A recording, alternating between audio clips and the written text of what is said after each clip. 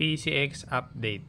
So 4th week na ngayon na wala pa rin siyang minor. So medyo madami na kaming na-check at marami na rin ako naipon na parts. So na-try ko na yung TPS, na-try ko na rin yung injector. So ito is 152cc. So medyo nagkamali lang ng bigay sa akin, pero walang choice.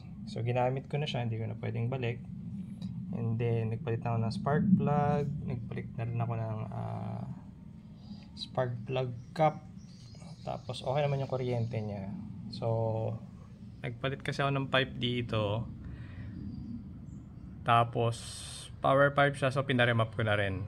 Kaya ang sabi sa akin ng builder ko is masyadong malaking injector. Tsaka baka may problema dun sa remap.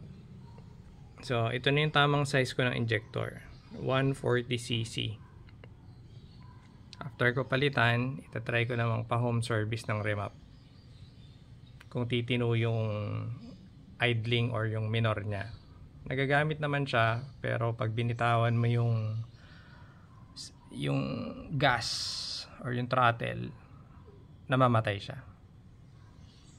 So ayan, tingnan natin kung titino siya sa